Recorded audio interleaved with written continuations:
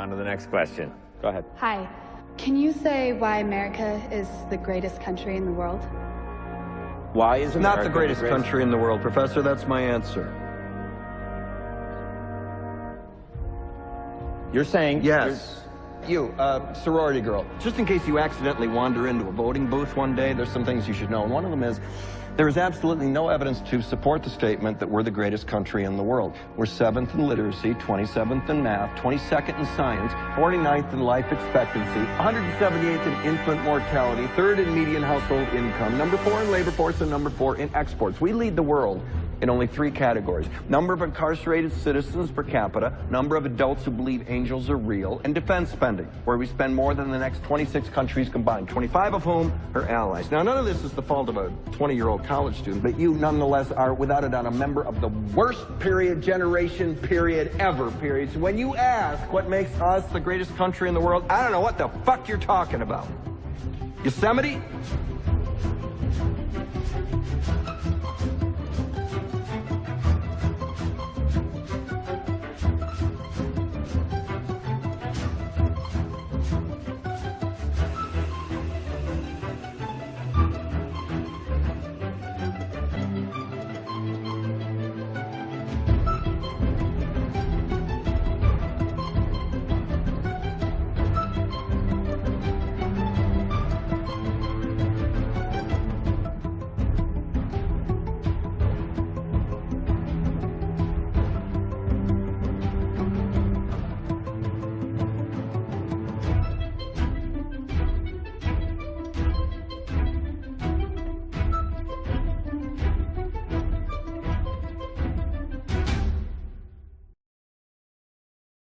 The whole agenda is to create a one-world government, and the goals of the banking industry, not just the Federal Reserve System, but the private banks in Germany and England, all over Italy, all over the world, they all work together.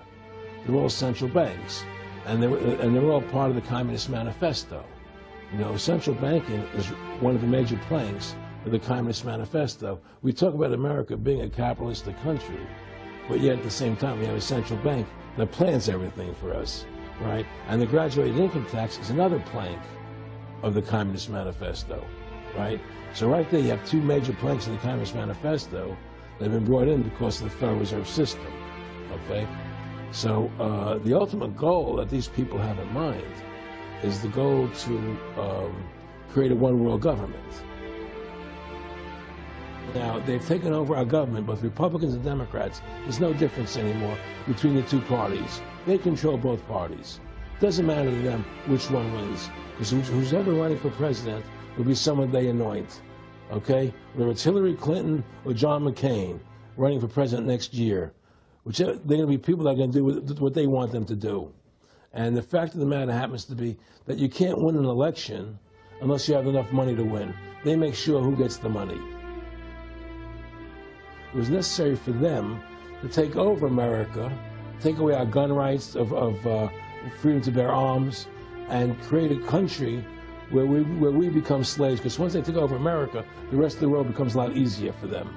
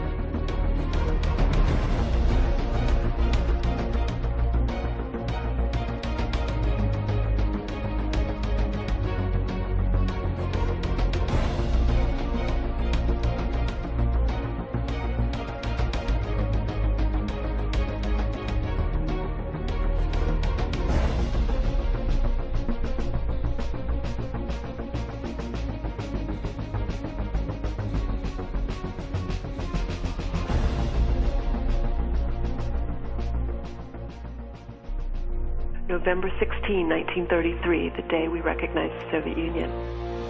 Its purpose, its open stated goal, its strategy was to overthrow the rest of the world and impose the teachings of Marx, and then Leninism, and then we get to Stalin. Now, 4 American presidents, beginning in 1917, refused to recognize this revolutionary government, knowing full well that you could not have, quote, normal, or even normal without quotes, relations with a government calculating towards your own destruction. This was obviously, you could not have agreements, they would be broken, you could not have any kind of deals or alliances. And so this government was shunned by the United States until 1933. And that was the year in November when Franklin Roosevelt, then in his very first term, recognized the Soviet Union.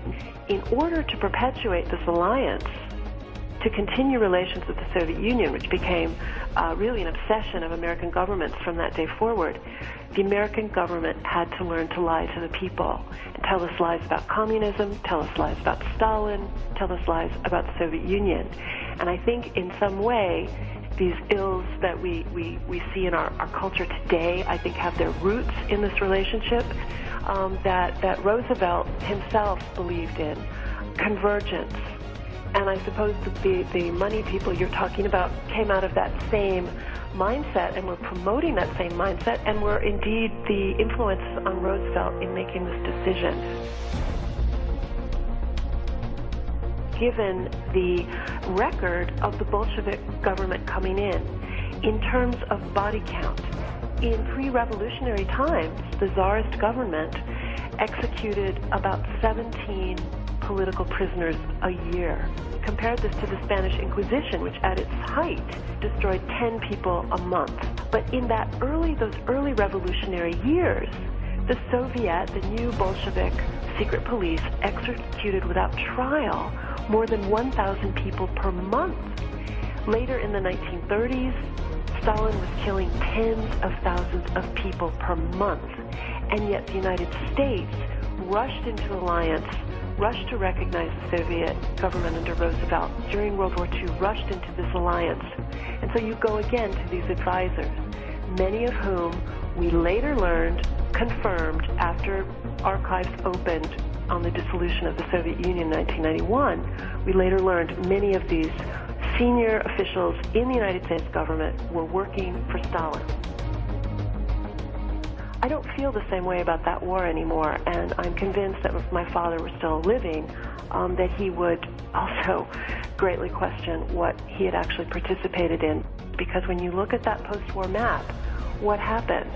There is a devastated Germany, and in that vacuum, there is a new, thriving, powerful, U.S.-supplied Soviet empire in its place.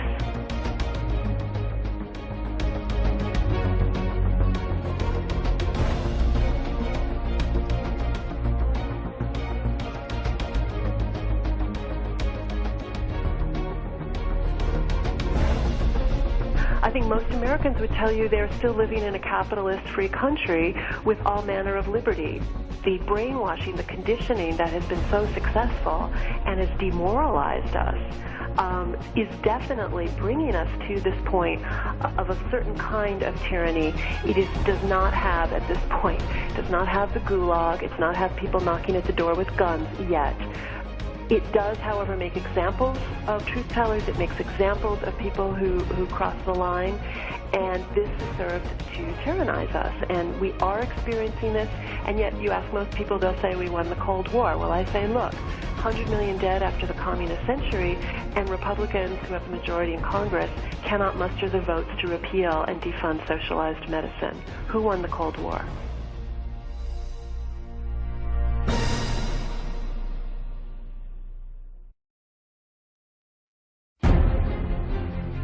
The communist rules for revolution read like this: corrupt the young, get them away from religion, get them interested in sex, make them superficial, and destroy their ruggedness.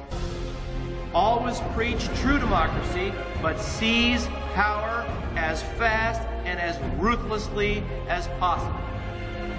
Communist rules for revolution by encouraging government extravagance, destroy its credit, produce fear of inflation with rising prices and general discontent. Promote abortion, homosexuality, lesbianism, witchcraft, cause the restriction of all firearms on some pretext with a view of confiscating them and leaving the population helpless. That is communism. Let me tell you what communists do. You want to know when you've got a communist? This was the plan passed from Joseph Stalin to various communist district organizers in helping America self-destruct. Religion, discredit all Christian creeds. What do we got today? We've got occult cartoons, occult in the bookstores, and occult movies and occult videos. In the ethical area, corrupt morality by advocating promiscuity and degenerate perversion. During the early part of Bill Clinton's administration, under Jane Alexander, American taxpayers financed a 3-foot mound of synthetic excrement, a sculpture of 2 women engaging in oral sex, a film actually showing one man pushing his head into another man's rectum, a photo of a man with a bullwhip in his rectum, a film depicting Jesus Christ as a topless woman. Wake up! This is communism! The very word secrecy is repugnant in a free and open society. And we are, as a people, inherently and historically opposed to secret societies, to secret oaths, and to secret proceedings. We decided long ago that the dangers of excessive and unwarranted concealment of pertinent facts far outweighed the dangers which are cited to justify it. Even today, there is little value in opposing the threat of a closed society by imitating its arbitrary restrictions. Even today, there is little value in ensuring the survival of our nation if our traditions do not survive with it. And there is very grave danger that an announced need for increased security will be seized upon by those anxious to expand its meaning to the very limits of official censorship and concealment. That I do not intend to permit to the extent that it's in my control. And no official of my administration, whether his rank is high or low, civilian or military, should interpret my words here tonight as an excuse to censor the news, to stifle dissent, to cover up our mistakes, or to withhold from the press and the public the facts they deserve to know. For we are opposed around the world by a monolithic and ruthless conspiracy that relies primarily on covert means for expanding its sphere of influence, on infiltration instead of invasion, on subversion instead of elections, on intimidation instead of free choice, on guerrillas by night instead of armies by day. It is a system which has conscripted vast human and material resources into the building of a tightly knit, highly efficient machine that combines military, diplomatic, intelligence, economic, scientific, and political operations. Its preparations are concealed, not published. Its mistakes are buried, not headlined. Its dissenters are silenced, not praised. Its dissenters are silenced, not praised. Its dissenters are silenced. Its dissenters are silenced. Its dissenters are silenced.